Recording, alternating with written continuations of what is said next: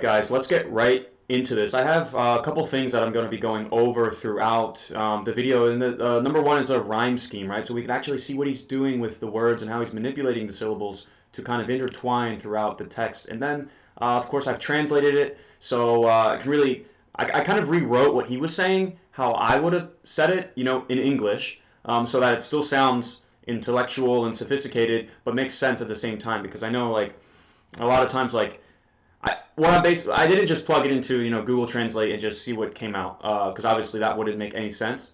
And then the interpretation. What does he actually mean by what he's rapping about? What these references and these, like, you know, the bigger metaphorical meanings. So let's start from the top.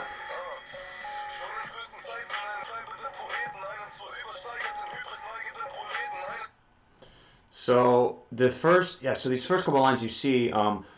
Schon in frühesten Zeiten nennt Mystik kreisenden Propheten, einen für sich reiferen, lyrisch schreibenden Poeten, einen zu übersteigeten Hybris neigeten Proleten. Neigenden Proleten. So what I got from that is already in early times, mystic clergies name a prophet, born a laborer, whose physical prowess and poetic writing bring him unwavering confidence.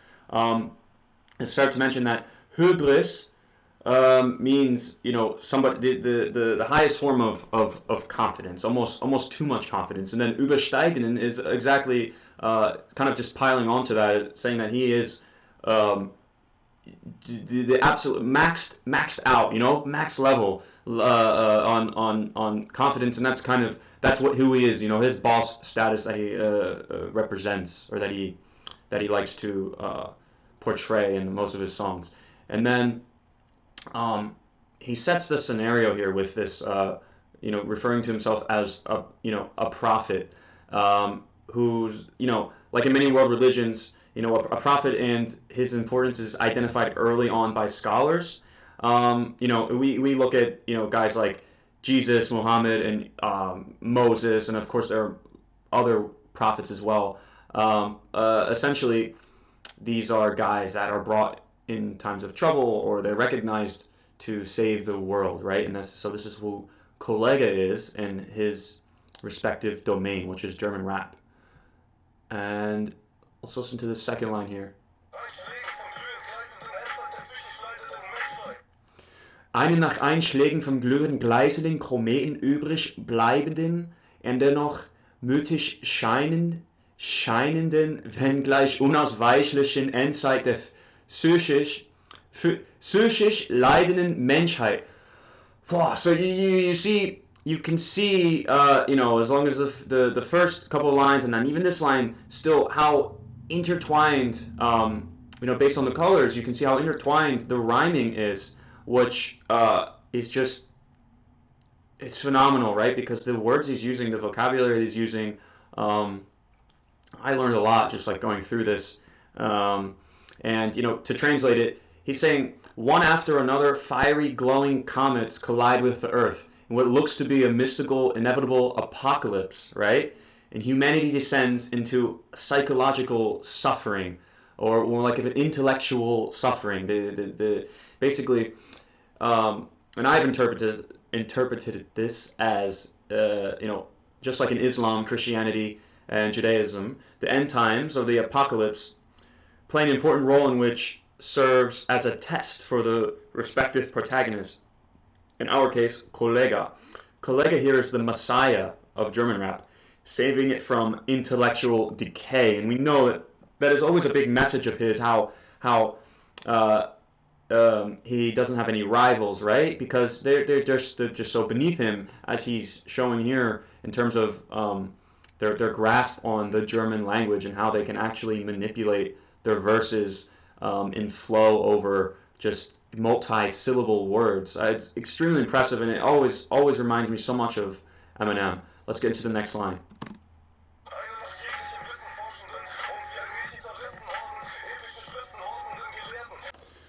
So, einen nach jeglichem Wissen forschenden und wie ein Mechetaristenorden epische Schriften hortenden Gelehrten, der zu philosophischer Dichtung neigt. What he's saying is all types of scientific researchers, like the Mechaterists, the Mechaterist order, look to these epic stockpiles of scholarly texts which guide them towards philosophical literature, kind of they're pointing towards this philosophical beliefs. And what he's saying is, at least the references that he's making, the Mechaterists are a group, an Armenian group of clergymen that was known for restoring once lost Greek texts, and they're used to basically. He's just comparing that group to this fictional group that he's portraying, as these scholars who are trying to find the solution to this rap Armageddon that KOLLEGAH found himself in.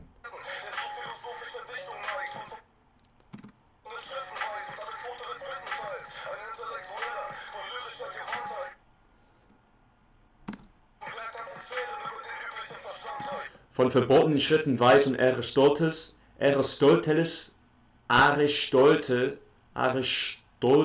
Wissendheit, ein Intellektuelle von lyrischer Gewandtheit, dessen Werk ganz Sphären über den üblichen Verstand reicht. KOLLEGAH suggests here that after digging through forbidden texts, a possible reference to the Index Librorum Prohibitorum literature, this is literature labeled a danger to the Roman Catholic society somewhere in the 1500s. They're speaking of an intellectual, right? And further, this serves as like a metaphor for the German rap, right? And that the power of the weaker, or the power of those who are in charge, the less talented rappers, is only maintained by the ignorance that's disseminated towards the common people, much like medieval Roman Catholic agenda would have likely done as well. And what he's saying here is that his lines and his raps they're not as appreciated as the more popular rappers, right? Because his texts are so sophisticated and hard to understand, that it's like just noise for most people because he's so sophisticated. All the more why we appreciate him so much, right? From forbidden writings they know, as well as knowledge shared by Aristotle, an intellectual of lyrical dexterity whose work is incomprehensible or I should have said to the common thinker. Awesome.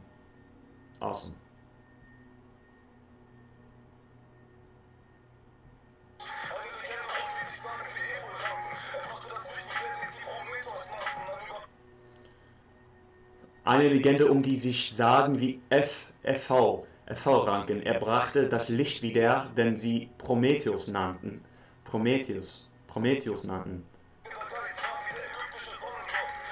So a couple of things going on here, right? Continuing to reference these mythological tales, going back and forth between the biblical Greek and Roman. Literally, he's saying a legend who climbed like ivy, who they say is like risen like ivy, risen to the top like ivy. You know how ivy like kind of grows on the side of a building and it grabs onto the wall and kind of like clings there. So I guess you can say that his achievements are inseparable and you can never take them away from him, like his height that he's reached. He brought forth the light as did Prometheus, a towering spirit rare like the Egyptian sun god. And I'm going to get back to that word that I know there's a wordplay there. Basically, eine Erzählung begleitet jemand. This basically means that the story suits somebody well, right? Essentially, like ivy climbing and clinging. This story really suits him well because, like I just said, he's climbed to these heights and now he's there and he's immovable. a towering spirit that he refers himself to. And the story of Prometheus is basically a tale that describes the hero Prometheus defying gods in order to bring peace to the people, and that peace was a torch. It was a fire. He's bringing light to darkness, right? That's a common trope that we hear a lot in literature. Brightening the dark or bringing light into darkness, fire to, the darkness. And then he says, rare like the Egyptian sun god, okay? Ra wie die ägyptische Sonnengott. Ra was the name of the guy, right? The sun god. And then he says, but also that name, roughly you can say, also means rare in German. So he's saying there's a towering spirit, basically the sun god Ra, I'm saying it's so stupid. Ra was this like prominent figure, but he was also a rare figure. This rar and rare, it means two things at once. Very clever, and that's one of the few word plays that we actually, at least in this part, I didn't get to the rest of the parts. But just take a quick break, guys, from the interpretation analysis. If you're liking this so far, please let me know in the comments. Give me a thumbs up, and please subscribe, because I want to do part 2 and I want to do part 3. And I love doing this. I put so many hours, into doing this. And like I said in other videos, I've learned so much German just from KOLLEGAH, doing what I'm doing now. This is all, I'm all, with the internet and a little bit of free time, you can learn so much. But I just want to know what you guys think, and if this is actually resonating with other viewers. So please let me know below, guys. Let's keep going.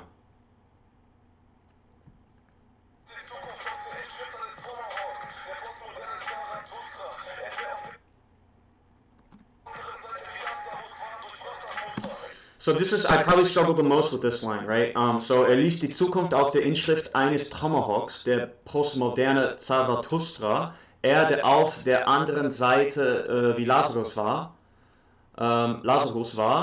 durchbrach das Muster. And just like looking online, there's a little bit of debate on which Lazarus they're referring to, or he's referring to here, and also what he actually means by postmodern Zarathustra. But here's what I have literally. He reads the future. This is what he said. This is how I translate, how I think it belongs in English phrasing. He reads the future inscribed on a tomahawk. The postmodern Zarathustra. He was on the other side like Lazarus brought forward the design or the model. So this one takes a little while to explain, right? This is a very, he's taking 3 very deep cuts in like old texts and tales, including our good old friend Nietzsche. I've never even heard his name actually pronounced, but he foresees the future, right, as inscribed on a tomahawk. I don't think the tomahawk has any significance here. He's comparing himself to a postmodern Zarathustra. Okay, Zarathustra was a character conceived by German philosopher Friedrich Nietzsche,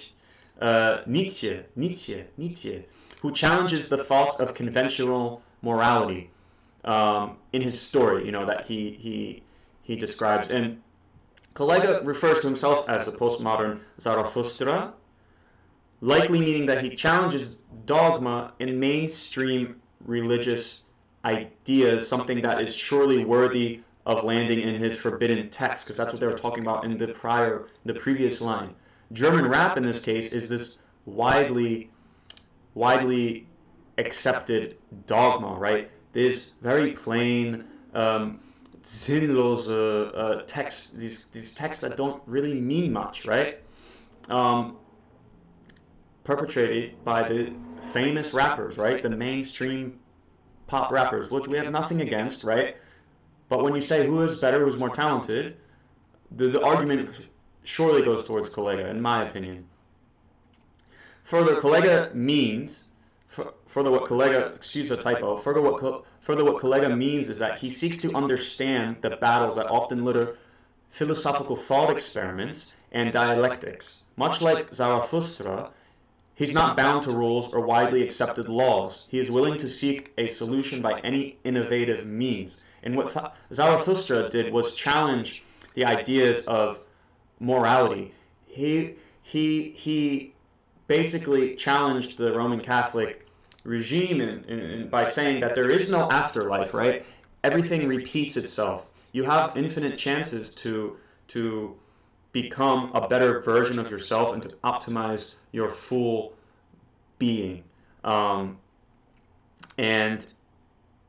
I guess what KOLLEGAH is saying here is that he doesn't prescribe, or I should say subscribe to the mainstream trends that German rap kind of sucks so many artists into, right? And then just creates a bunch of clones. He's keeping an open mind, KOLLEGAH, just like Zarathustra was, and pushing the limits, you know, to what German rap can become. Man, that was so much to explain.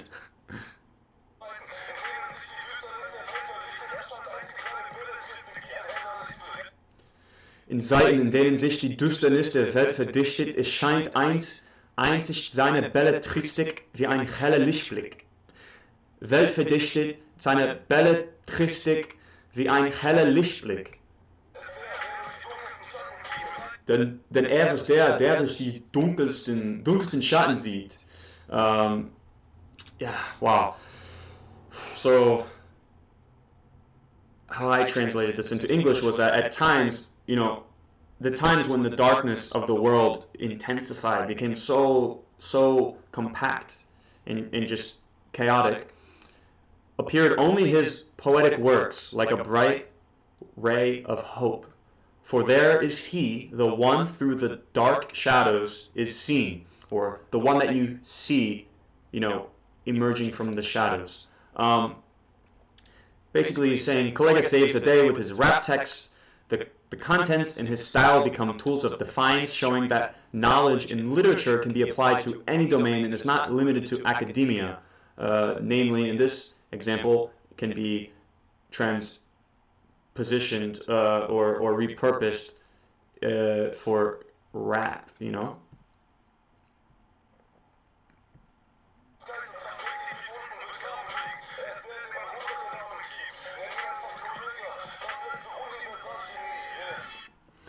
Mit Leidenschaft Geisteskraft weckt, die tief unten begraben liegt. Er ist der, dem man hunderte Namen gibt, nenn ihn einfach KOLLEGAH, das letzte Universalgenie.